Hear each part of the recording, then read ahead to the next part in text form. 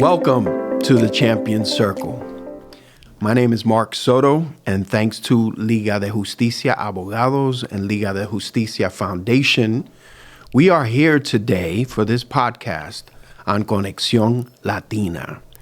We are, the name of the podcast is called the Champions Circle, and this is a space where we put a spotlight and focus on individuals in the community that have done extraordinary things and made a difference by their actions and by their words and by everything that they stand for.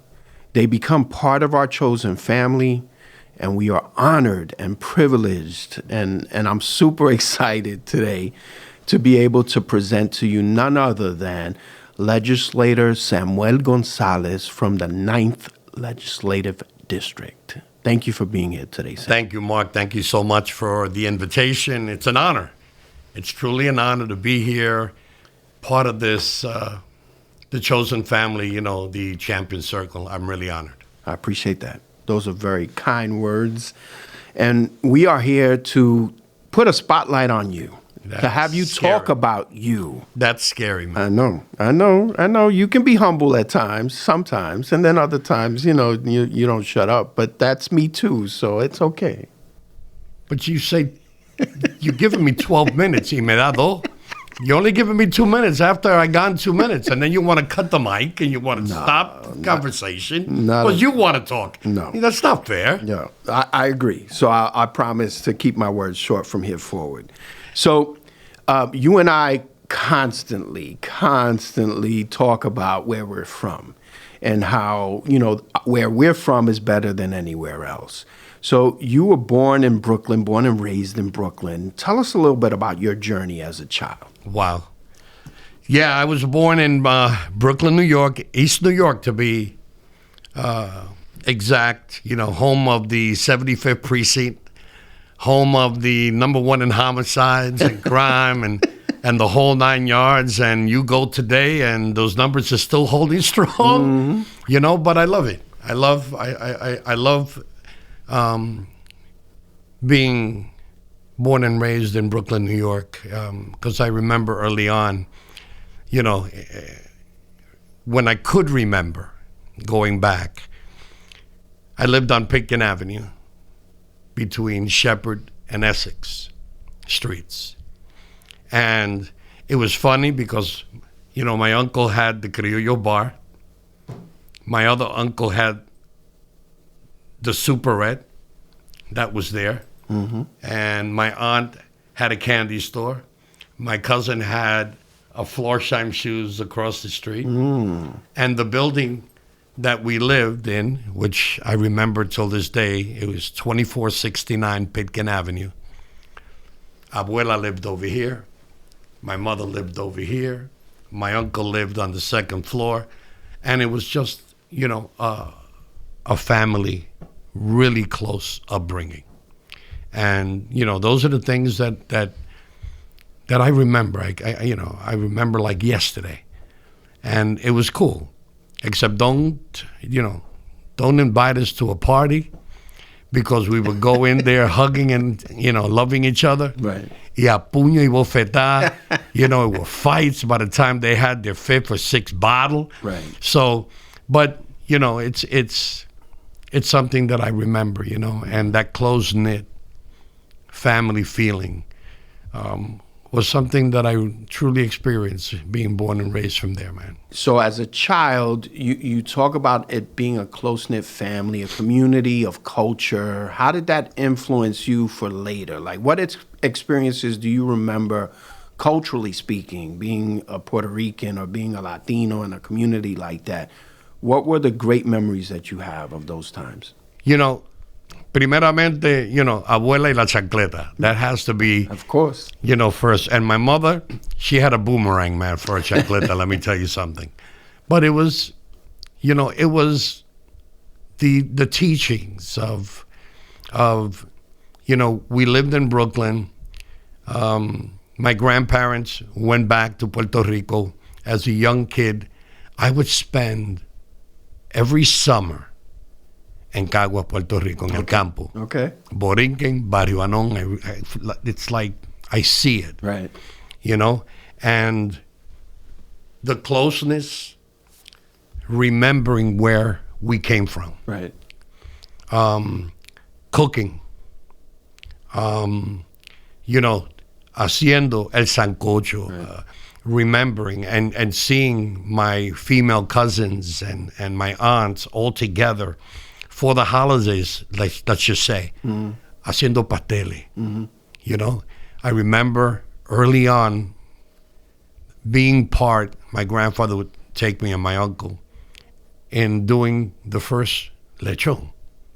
I mean, from the beginning, you know, when the boy says, here I go, this is my last minute, and seeing the entire process of that.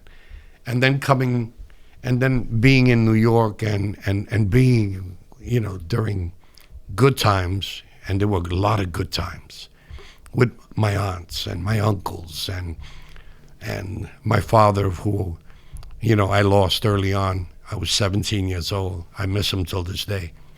And, you know, it's remembering your roots. They made it clear you're not going to forget where you come from. Right. Y yo soy un jibarito, Right. you know, from, you know, de Puerto Rico. I love el campo. Right.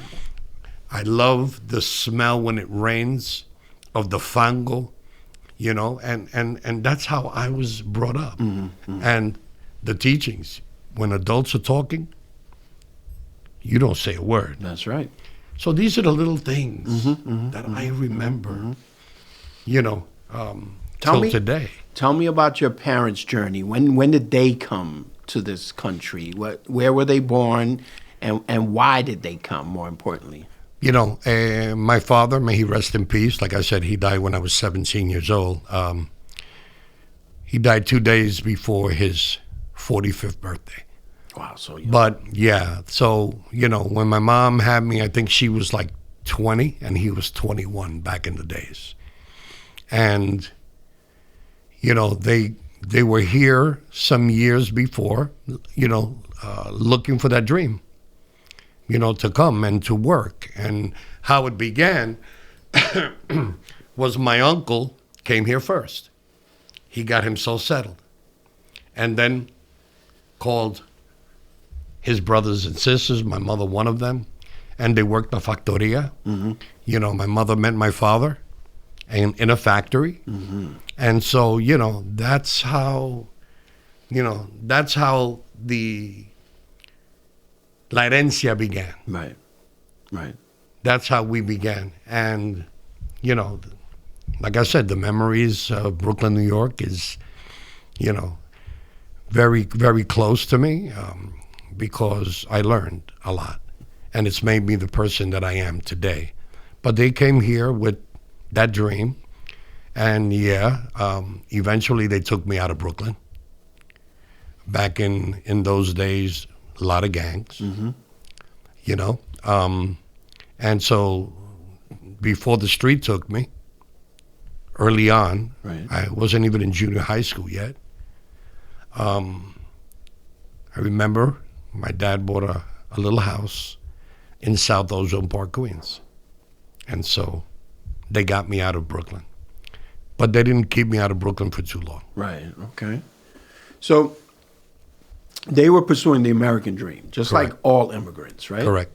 And they came here to make a better life for themselves and for you and for their family members. And they came here to support each other, and they worked tough jobs and sweatshops and all those things that you talked about, right? But yet and still, they would send you back to Puerto Rico every summer when school was closed. That's right? correct. Talk to me about being a New Yorican in Puerto Rico, and what was that experience like? I'll tell you, because in el barrio Anón, en Borinquen, en Cagua, my grandmother lived here. There was, down the hill, there was a bodega there, which my cousins owned. Further down, my aunt lived there. When you go up La Carretera, I had aunts. Because remember, my family on my mother's side were 13 Wow. girls. Right. Oh my God. And I think 1, 2, 3, 4, maybe 4 boys. So it was a big, big family. Sure. So obviously my aunts and my uncles, they had properties in all of that barrio, to the point where my grandfather donated property to build a church. And that church is still there today. Awesome. So, and to me, there was no difference. I did love being out, running up and down, Right. going, to the quebrada with my other cousins and so forth, and the innocence, because then there was this one game that I can't remember. It was, the metal frame. Oh, sure. wheel, Sure. Yep. and a stick. With the stick, yeah. And you used to push that down, and we used to run, and that was the big thing, man. And I had fun. Sure. And then when I came back, that we used to play Ringalibio, Right. Johnny on the Pony, stuff like that. We go back and I show my cousins, look what we were doing back in New York. So it was like an interculture Right. that, it comes full circle. Man. So you were loved. You weren't like treated differently because you were born in New York. Not or at all. Anything like that. Not at all. Okay. Not at all. Okay. And that was strange. Right. It truly was strange now that you mentioned that. Right. No, I didn't miss a beat. Right. No, mira, ahí está el hijo de Rosa. Right. Right. Sure. And I was like, wow. Now that you talk about it now, me estoy recordando yo. Those were pretty good moments. Yes. It's a little bit after. Right. When I did lose my dad, that things got a little dicey. Okay. So talk to me about that next chapter. Once you became a young man, you had lost your father. What kind of things were going on in your life? Well, we were living in South Ozone Park. My dad had just passed away. I was 17 years old. And at that time, my mother's very strict, but we have the same character. She was my mom, but yo fui al cabecilluro at 17 years old. And I thought I lost my dad. Okay. So was South Ozone Park as diverse as where you had come from? all Italian. Right. Okay. During that time, we were the second Latino family to move to that area. That's what I assumed, but I wanted everybody to know that. And because of me being the way I am with my character, and my mother being the way she is, I decided to leave my home. I ran. And I had my little trips. I went to my cousins up in Kew Gardens, but then eventually I just returned back to go to Brooklyn because that's what I knew. Right. And during that time, I'm going to say something publicly that I think it's one of the only things that I wish I would have done. This young man here received a 4-year scholarship full boat to Farmingdale University. I wanted to become a pilot. And I fell in love with a young lady, and we ran away together. Hence, the 4-year scholarship y todo eso se fue right over the edge. She went on to college. This idiot didn't. Right. You know what I mean? Right. And so that's where my hardship began, Mark. Kid from Brooklyn, book smart, but I became very street smart. And to survive, I went through a lot of ups and downs, more downs than ups. Mm-hmm. I did things in the street to survive. I slept in abandoned buildings. Mm-hmm. I slept on park benches. Anybody that lives in East New York or goes by East New York, anybody knows Highland Park. That was a home for me for a long time. Wow. sleeping on the A or the C trains. Also to try to keep warm in the summer, in the winters. And then eventually, you know, when you're hungry out there, you gravitate down a certain road in order to make money. I won't get into too much specifics. Right. But, you know, for years, I was out there trying to survive. Okay. And the street taught me a lot. Right. But I went from making money, doing things I wasn't supposed to now going off the deep end. Now, you know, there's a saying in you know, Bronx, Brooklyn, anywhere in the city, El Barrio, you don't get high on your own supply. Right. And then that occurred. And I became someone that I don't ever want to be. I see how that influences your compassionate, empathetic, and sympathetic ways today, because I see you interacting with homeless folks and people who don't have, right, the means. And I always see such a great way of your spirit, you know, and you and I went out once and we fed the homeless and we were crawling behind trees and stuff. Yeah. And you were just so compassionate and so focused on the work and showing these people the respect and love that they deserve, that perhaps it comes from that. I'll be honest with you. Listen, when you are, you know, when you live in the streets and you go from one extreme to the other, you know, you see things back in the days, you know, shooting galleries and people dying of overdoses and people that you remembered going to school with, and now they're all strung out. Right. Some girls that were beautiful back in school, and now you know who they are because you went to school together, but to the point where they're almost unrecognizable. Right. And stick-ups and murders and just so much craziness, and you see it every day. You know, you try to build a tolerance, but it's something that, you know, you can never forget.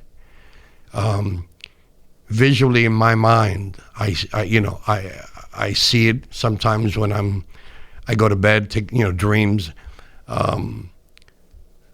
When I hit rock bottom, it was something that I just didn't understand how I got there. So, okay, and that's a very common thing, I think, for people who go through challenges in life that perhaps take them to places that they never envisioned. But you hit that rock bottom, and then you decided, right, emotionally, mentally, and spiritually, that was enough. What did you do next? Well, first of all, I know many people hear it today. You're either going to end up behind bars or 6 feet under. And, you know, I got to a point where I was just tired. And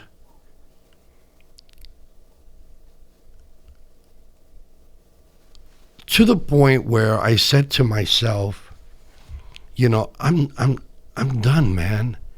I'm really done with all this craziness. And years continue passing by. And even though I got myself from that street and I got a little furnished room, I started to little jobs here and there, I didn't stop. You know, the weekends came around with the brothers and the girls and stuff like that. And you dip and dabble here and there and so forth. But I wasn't completely finished, you know. And I remember one time I had a gig at Tom McCann's Shoes on 34th Street. Never forget it. And I always, was humming and singing and stuff like that. And I remember I was singing at this sale that Tom McCann had. Mm-hmm. And there was a guy there by the name of Luis Rosa. Great singer. And he picks up a pair of shoes, and before he leaves, he goes, "¿Tú canta?" I go, "Seguro, en el baño, when I'm taking a shower." Mm-hmm. He says, "No, man, I've been listening to you since I've been here. Here, take this address. I'll give him a holler. I'll have them give you, a call. And they're looking for a singer, man. I think you'd fit in pretty good." Whew. That was a long time ago. So you were discovered at a Tom McCann shoe store. I did not know that story. That is amazing. And so, I went, and that was the beginning of a love affair. I always loved to sing. And I always practiced listening to Rubén Blades, Héctor Lavoe, Willie Colón during the day, the Fania All-Stars. Mm-hmm. And I remember how I taught myself was doing harmony with a guy like Rubén Blades or Héctor Lavoe, putting on the LPs mm-hmm. and playing it, but singing the lead in a harmony. And so that gave me a little training. And so I went. They said, "Yo, we like you." And I empezó, I think it was, I would have to say early 80s. Early 80s. And every Saturday we would rehearse. I would go all the way from Williamsburg back then, all the way up to where, what was that, on Pennsylvania Avenue, what the hell they were called, Co-op Cities? Anyway, almost heading up there, at this project, up on the umpteenth floor, mm-hmm.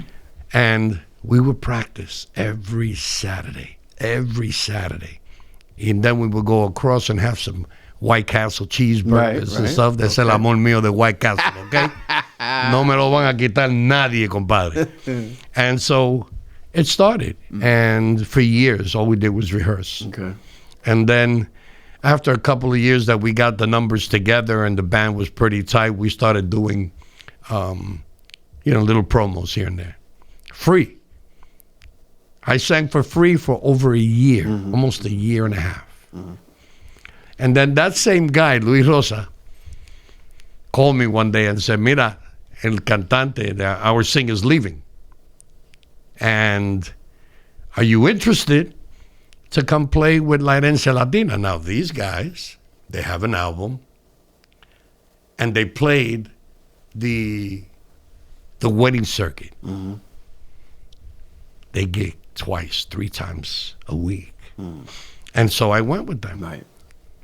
And in that wedding circuit, I'm going to take you up to where I was noticed by a gentleman by the name of Luis Ramirez. And he was sitting at a wedding reception. And I was singing. And I go into the bathroom. I'm doing my thing. All of a sudden, I hear the door open. I could see the body. And he gets to the stall right next to me. And here we are. I'm looking at the wall, and he's looking at the wall, and he goes, "Hey, you Sammy." I go, who the hell's talking to me while we're urinating here, man? What the heck's going on, man? And it was Louis Ramirez. Can it wait? I hope you're not going to shake my hand right now, please. Hazme un favor. Y ahí fue Luis Ramirez. Was at that gig, and how I auditioned for him is a special story. Okay, so let's hear it. Contra papá, tú no vas a decir nada. You're shocking me. Spotlight and focus on your story to inspire. So I went and I met him. He gave me a cassette tape. These are the songs that I want you to learn. And I remember I learned them. I was excited. This was Luis Ramirez, arranger, composer, leader. One of the lead composers and producers for the Fania. And he says, I want you to come and audition. Learn them. I go, okay. Where do you want me to, go and show you? Okay, in 2 weeks, I'll give you that date at the Copacabana. Wow. I go, you're talking about a Copacabana the rehearsal? Famous Copacabana. On 61st Street. Right, I remember. Dude, I almost soiled my pants. Okay, TMI. Okay? And I practiced it. I went there. And here I am entering the world-renowned Copacabana. Wow. And I didn't know where to go. I didn't even know that there was a second floor where they played Latin music. Right. And upstairs they played all the I house remember. music. Yes. You know what I'm saying? Yes, sir. And so one of the security guys says, can I help you, man? I says, yeah, I'm here to see Louis. Oh, that's downstairs. Me voy para abajo. And the first glimpse of seeing all those dancers on the floor at the Copacabana was like shocking. Shocking. Upstairs they were doing the Spanish hustle and the hustle and todo esto para allá. And I went to the dressing room and they said, all right, we go up in about 20 minutes. I was sweating profusely. Anyway, we get up on stage. I do my thing. And I'm looking as the set finished. And I'm looking to see if Louis looks at me. He didn't look at me once. Not a single reaction? Nothing. Right.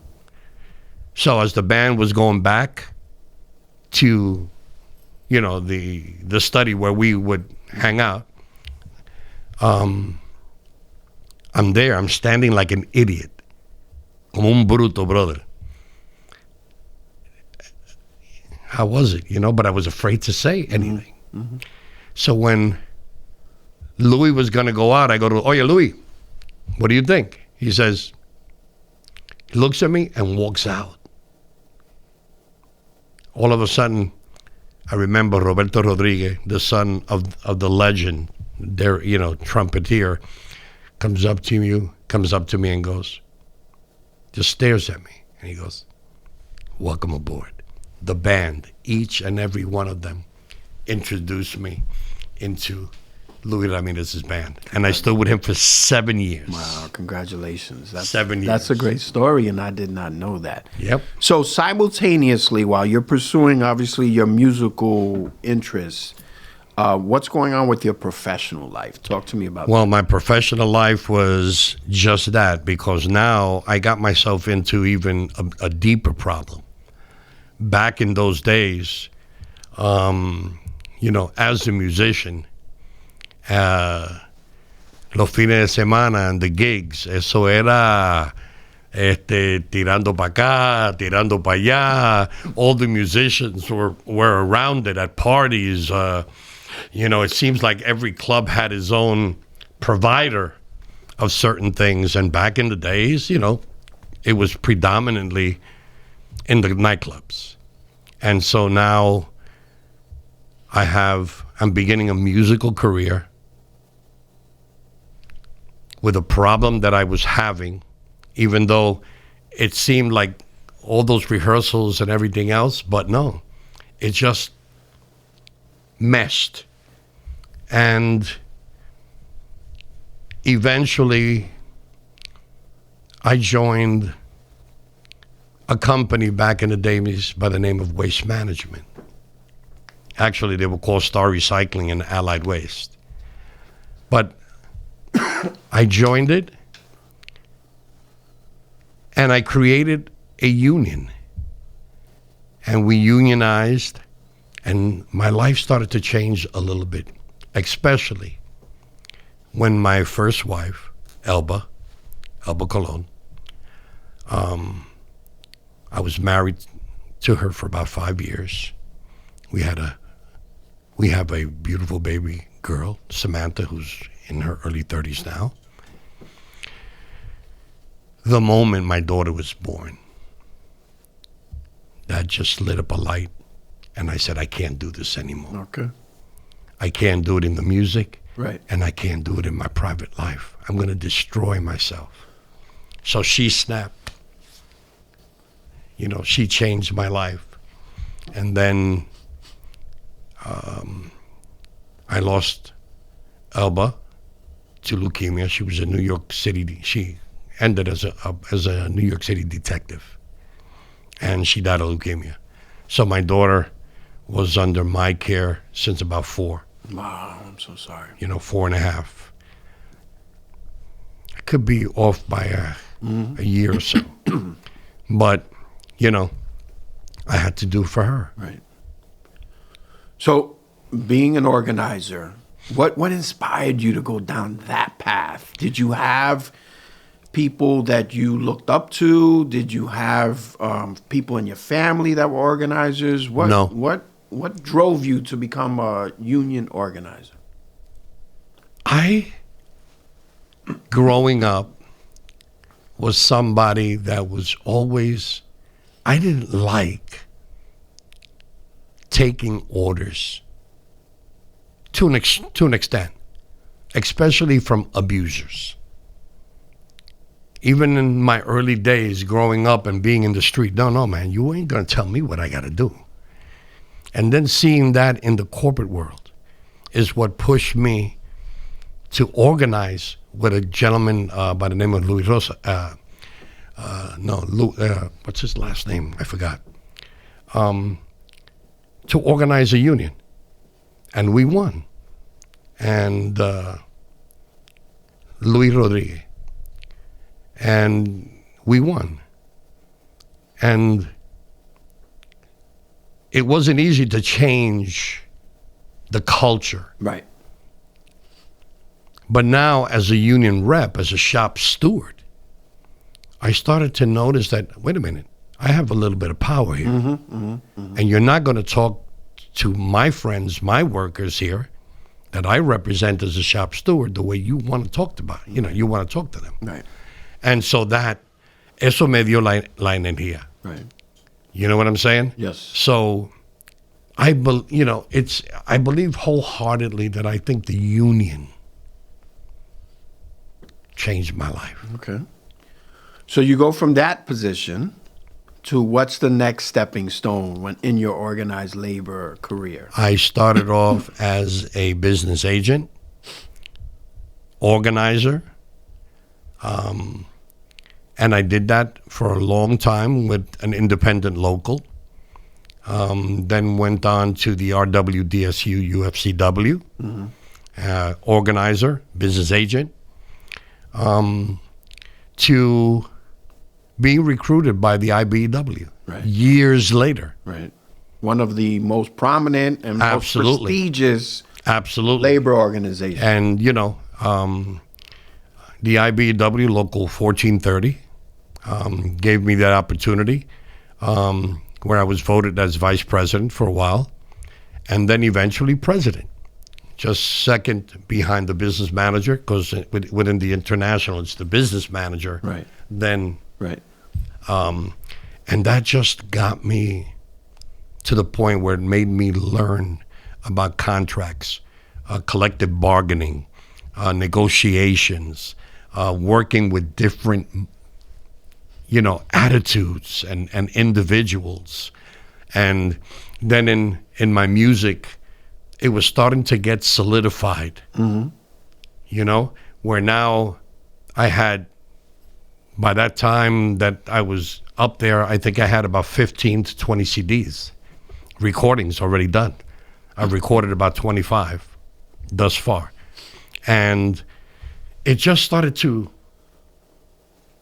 mesh, And it was a healthy mesh. It was a healthy Right. mesh. Right. And, I met a young lady. It's funny because I met her at Le Poulet. Yeah, she told me the story. She shared it with me. Okay, la conocí en Le Poulet. And I remember... That's a nightclub, folks. Yeah, it's a nightclub. And so we had just finished a set. I was playing with Johnny Ray, Salsa con Clase, during that time. And I was coming down and said, you know what, let me go to the bar and get a drink. And as I'm walking, right, she looks at me and she watches me as I'm walking to the bar. Order my drink. When I come back, di que quería hablar conmigo, okay? She spills my drink on my suit that I'm performing with. And so, we started a conversation, pa' aquí, que pa' allá, great conversation. And I'm looking at her, right? And I'm looking at her eyes. She had the greenest eyes I have ever seen, ever. And I said, damn. In my mind, I go, yo, my children would be gorgeous, man. Yo, my kids would be beautiful, green eyes and stuff, Okay. And so, seguimos por ahí. And then we hooked up on a second date. I went to her house, her neighborhood, Bushwick, Williamsburg. And when I go, I'm looking at her eyes and I'm going, maybe it was me, estaba borracho or something, but her eyes were blue. So I'm going, damn, even better. And so we keep on, we dated. Then on the third time, I'm going, hold on. Am I going blind? She had hazel eyes. Right. Damn it. It was the contacts, bro. It was those colored damn contacts. Because then on the fourth time, I said she had brown eyes. Okay. I go, me caso sea. But you know what? Here we are. Married for over 2 decades. And she's my backbone. She is truly someone that has made me firm. Right. You understand? And someone that, I'm going to tell you, we can argue. We could be arguing. And I remember what really triggered me was that we were having a heated discussion, una pelea. And I'm combing my hair, getting ready for something. I don't know what it was. And I'm yelling up, screaming, and I'm and I'm not hearing nothing back. And when I turn around, I was by myself in the room. She had left me there yelling and screaming. And that was crazy, man. Yeah, she's an amazing woman. So God bless you and your partner. Yeah. But I couldn't do what I do. Right. Mark, honestly, I couldn't do what I do without her. Yeah. It's not easy knowing the amount of time that you put on. Right. But, that was my growing up. That was the combination, the mesh of my life. One day, we'll have the opportunity of telling you all the horror stories from Brooklyn. Yeah. But we're here that's for another time. Yeah, we're here to talk about the inspirational ones, right? So you got out to Long Island in what year? I bought my house in 2002. Okay. So in 2002, you get here. And shortly thereafter, IBEW recruits you, and you take on that role. That's right? correct. What what was the next step? What was the next chapter after the IBEW? I'll tell you. I think the concentration that I put on working with the IBEW for the first time, as the organizer, as growing and the unions growing and great people at the IBEW 1430. It was just right. We had a great crew, and they still have. And I think I was comfortable. The traveling was rough because our office was up in Armonk, New York. Oh, wow. That's a long commute. And I lived in Brentwood. Sure. So you hit the four major disaster highways that you can imagine with traffic. But I loved it. I loved it. Every bit of it. And I remember that's all I wanted to do. Eventually, one day, I would become the leader and run the local. I got to number 2. Mm-hmm. And I remember one day my daughter comes crying into the house. And I'm, as a dad, yo, mama, what's up? What's going on? So she said, Dad, they're going to cut the BOCES program from a 2 to a 1. And that's not enough preparation. You know, I want to go to college. I want to do culinary, blah, blah, blah, blah, blah, blah, blah. And as a dad, I go and I find out. And it's true. They were going to cut it down to a 1-year program. And I said, what can I do? So as a dad, I went to the school board meetings. I went and I went to the PTAs. I signed. I got parents to sign. And I would be there every meeting. Okay, when they looked at me walking through the door, they'd say, oh, man, there comes this guy again. Mm-hmm. But you know what? For her, I'd do it all over. Right, there's nothing you wouldn't do. Oh, absolutely. And so I got them to agree to keep it a 2-year. And then my daughter finally, was ready, prepared. She got 2 degrees. But before they got to leave it as a 2-year, I went to every door that would listen, looking for help. And I remember going to an elected official, which I will not name, and explaining to the office that this was what's going on, that I need their assistance, their help for this program. This was in 2002. What year are we in today? 2024? Yeah, it's going to almost 2025. Yep. I'm still waiting for that call. Wow, that's too bad. But when it's an election year, you see signs up everywhere. Right. And that's when I decided, I said, you know what? We need elected people that listen and can understand and relate with the community. So what was the first time you put your name on the ballot? And for what position? In 2012, I ran for the state assembly seat. Nobody really knew me. They knew of me, but they didn't really know me. Right. And I lost pitifully, bro. Woo. I lost pitifully. I didn't know one way, which way, but I learned.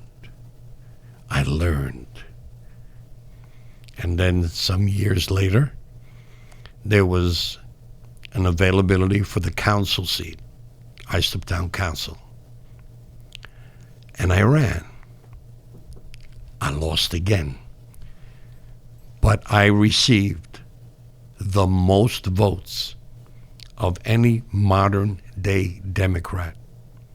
I received almost 14,000 votes. Congratulations. And I was like, okay. Not bad. And so I said, but I was tired already.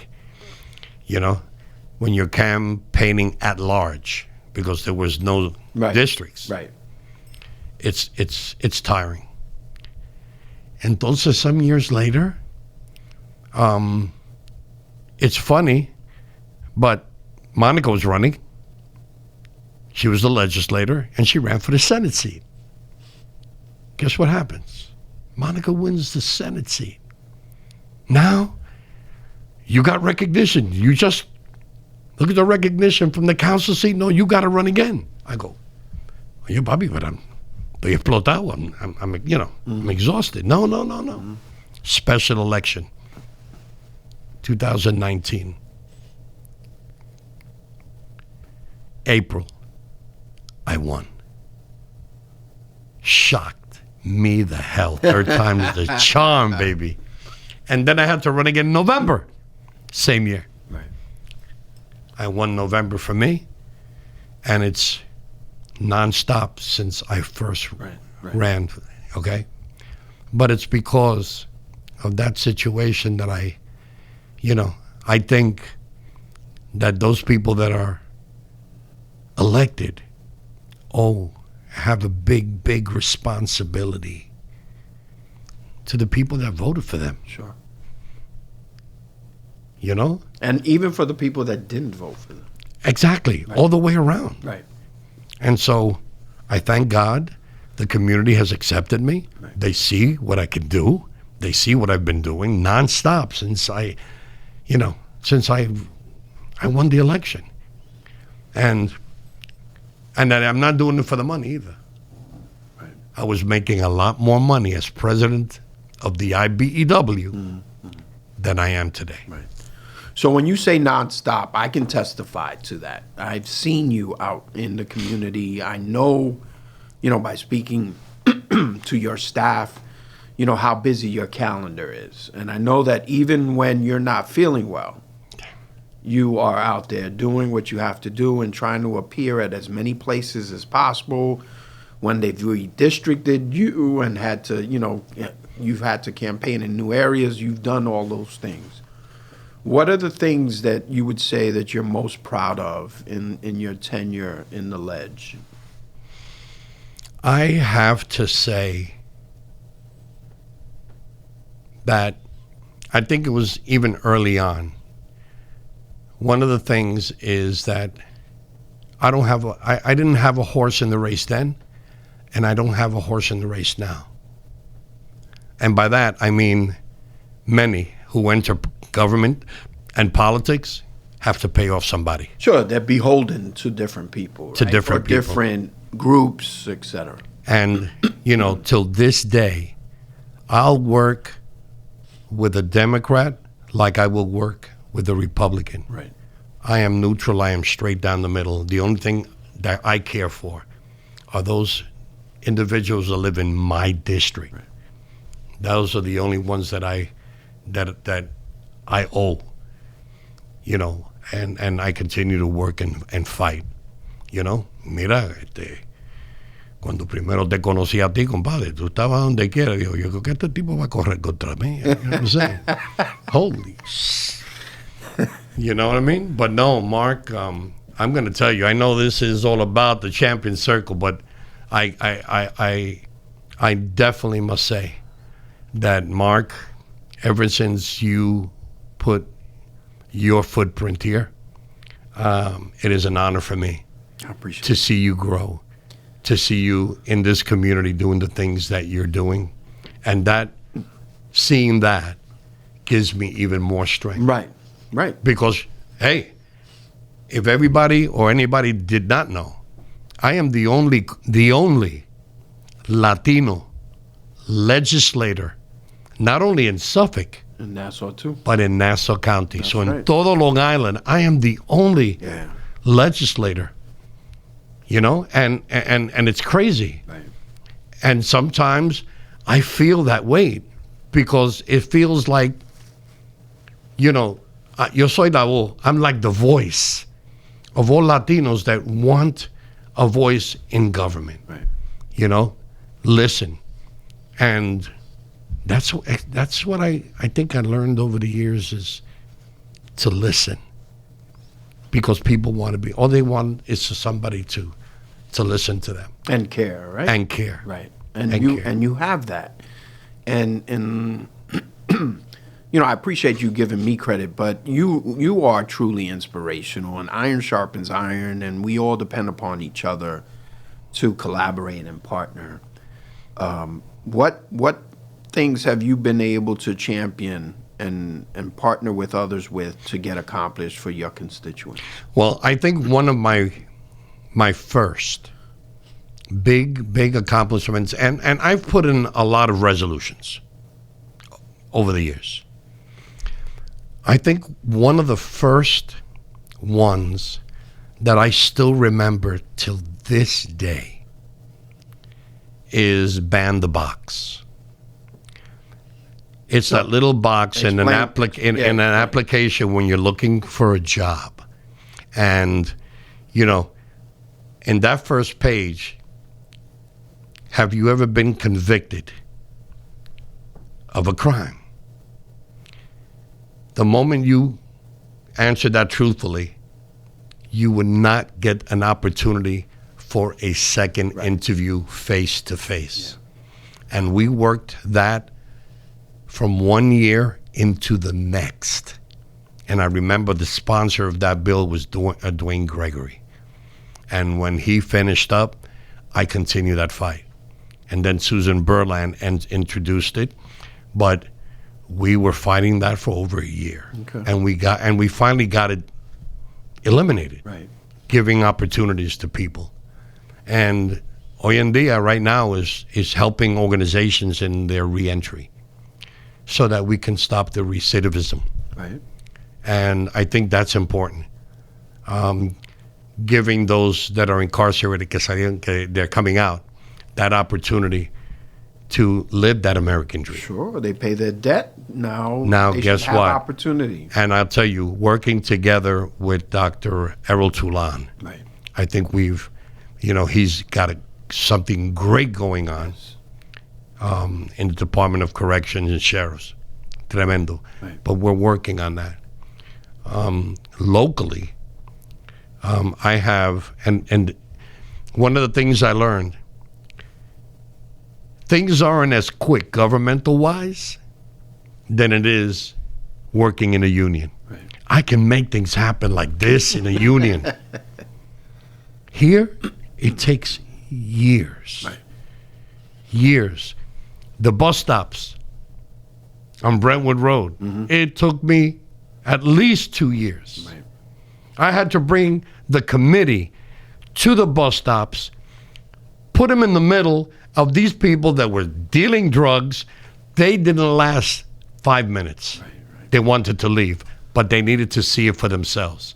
Changing those bus stops was very, very important for me. Congratulations. So now I understand that you're spearheading some really important things and championing some important projects right now in reference to a sewer, in reference to Long Island Railroad crossings. Talk to us about that.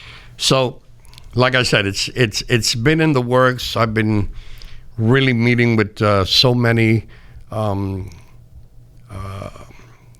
organizations like the MTA, DPW, the Sewer Czar of Suffolk County, state, federal officials. One of the beginning of my fights was getting the first sewer, or trying to get the first sewer line in Brentwood. And finally, it looks like it's going to happen. Oh, wow. Congratulations. We have the plans. We already have the engineering group that was accepted the RFP. And so we have the design. Now it's just going out, and I've already spoken with Senator Monica Martinez, with Congressman Garbarino, because we have to work on, both sides of the aisle, with Governor Hochul's office to get the funding. And thank God that now Proposition number 2 is in place. Right. So now we're going to be able to get that funding to get the dollars that we need to have the very first sewer line in Brentwood. That's amazing. Y estoy I am so happy. Yeah, that changes the world for so many Sure. people. Sure. You know, and mira, right in Brentwood alone, you know, there could never be a prosperous business like you would see it on Main Street, because they don't have that sewer connection. So I know a business that's 35, 38 years in existence. And I'll tell you the name. I'm not promoting nothing, but go to Comalapa, Santiago. Go to Comalapa. They have the same number of occupancy that they had since the day they opened the door. How do you prosper? Right. There's no downtown revitalization. And getting the sewer line would give every business there the opportunity to grow. Ahí estamos empezando. Now we're starting. And then what's step 2 for revitalization? Okay. Where would you go from there? From there, I'd go to Angie Carpenter and say, we have the sewer Right. in place. Okay? It's already done. Deal. Financing is there. Now she can apply for state funding. There's a grant that's being given out by the state, the $10 million for downtown revitalization, the same one that Central Islip got. Sure. That I was there today with the state representative. Okay. Okay? And so that begins Right. the second toppling of that domino. Right. Now I begin and look for businesses, restaurants, ice skating in the street in the winter, you know, roller skating for kids, restaurants, ice cream parlors, you know, not to the magnitude of a Bayshore or Patchogue, but now we begin. Okay, businesses thrive. Right. New locations. Now maybe we have some people that have come in there. They want to see what's going on, because Ross Park has a band shell, and that is how It spurs investment, right? exactly. Right. Exactly. So talk to me about the Long Island Railroad, because the traffic is ridiculous sometimes. So, right. So I've what dreams or visions do you have? So I've been fighting this traffic nightmare for over 2 years. And I remember, like yesterday, I was sitting down with, oh my God, he's going to kill me, Manny from the Portuguese Center. Right. And we were smoking some cigars, and we were talking, and I think Jorge Guadron was there for my initial conversations over 2 years ago. And we were talking about that traffic. And so it stuck in my head, and I started doing research. One of the ideas that was in my mind was, number one, we need to reroute the tractor trailers that are coming down Fifth Avenue and Suffolk. That's a cluster. It's a bottle. Right. Once that tractor trailer makes that turn, and the things are down, you know, the arms for the train, forget it. Hora y media, and just to get past that traffic. Right, right. And then the other thing is, how do I do that? By creating a road behind, by Pioneer, or by MJ Boulevard. Okay. Those plans are already set. We have the plans. We're just waiting right now to find out what direction we're going to do. That will materialize very, very soon. We're hoping in the next 2 years that we can get that construction underway. Railroad, it's over $2 billion, but I've been fighting like even longer. How many crossings do you have in your 5 district? crossings in Brentwood. Right. Okay, and CI has one, two. I think CI has two. Right. 2 or 3 crossings there. But I have the most in my district, plus the number 1 in fatalities. Interesting. I didn't know that. So I always wanted to do a way somehow. Right. So I'm thinking elevate the trains. I have a meeting with the MTA so that I can get more clarification. Okay. 2 million or more. Right. Right. You know, because I was thinking about going underground. Pero that's another cluster. Right. Right. Okay. You know, but this is what, I just want people to understand. Brentwood is not the Brentwood of old. We haven't had an MS-13 crime since 2016, 17. Mm-hmm. And we're changing. Yeah.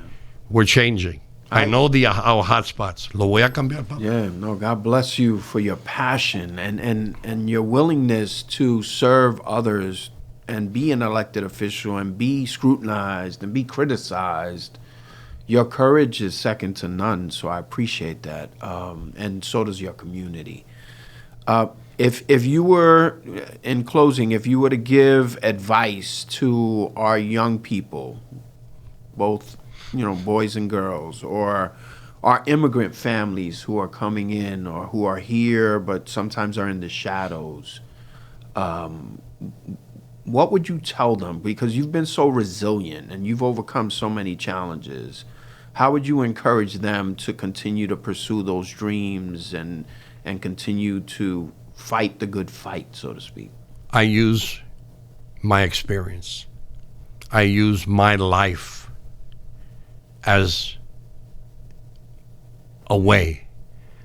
I see many elected officials, they go and they speak to the kids, but they're not speaking to them, And then the kids look at them like, what do you know? You haven't been where I've been. You understand what I'm saying? Yes. And when I come and I tell them, this is where I come from. This is what I did. Because some of the kids that are in college today have heard my real inner truths. Mm-hmm. You know what I'm saying? Mm-hmm. And so I tell them, if this kid can do it, right, you definitely can right. do it. Because I wasn't born with a silver spoon or a golden spoon. Right. Okay? And I will tell you, I think the thing that catches them the most, and I'm going to say it here, they told me, Sam, stay away from saying these things, but I've been clean for 33, going on 34 years. Congratulations. God bless you. About 33 years. But I today am still an addict. Right. You're in recovery for life now. For life. Right. And I tell them, this is what my life was all about. Sure. If I can do it, you can do it. And you know why? Because as long as I'm alive and you need help, because you got an obstacle, you got something that in your way, you call Sammy. Because I'll make sure that we'll knock that down together. Right. Don't take no for an answer, man. When did I ever think that I was going to be a Suffolk County legislator? Have I worked my tail off getting to where I am today? You damn right. Mm-hmm. Well, you've earned it. And you bring truth to power. And the thing is, I am not going to give you an advice that I haven't gone through and experienced it. And I've experienced a lot of stuff, Mark. Yes, sir. I've experienced a lot. So cuando te doy un consejo, that's fine. Well, we appreciate Listen. those. Yeah, we appreciate those experiences. We appreciate you sharing with us today, telling us a little bit about your story, because your story inspires many. And it creates that visualization for so many people that say, wow, wait a minute. He's just like me. And maybe I can do it too, right? So thank you for what you do in the community from an early age. You have helped others. You have served others. You have helped to organize. You have become an activist and an advocate for so many people. Thank you, Mark. Even for me, you advocated for me, and that meant the world to me. So, and you didn't have to. You were being supportive because you thought, maybe something good about me, right? And I appreciated that, and I'll be forever in debt for that. Pero yo no te dije que tú eras sinvergüenza mayor.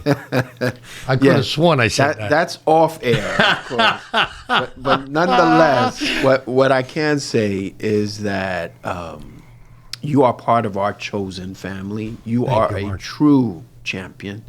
We are honored to have you on the champion circle.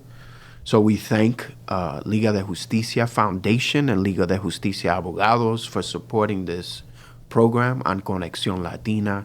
We thank our legislator from the 9th District, Mr. Samuel Gonzalez, for sharing his story with us today. And please send my warm regards to a man that I respect, Mr. Bill Farrow. Yes, absolutely. And so we ask that you share Mr. Gonzalez's story and you follow the Champion Circle today and every day. Thank you. The Champion Circle would like to thank Liga de Justicia Abogados for their support and sponsorship of this program. Liga de Justicia practices in personal injury, in trip and fall, slip and fall, car accidents, as well as immigration. We thank them for their support.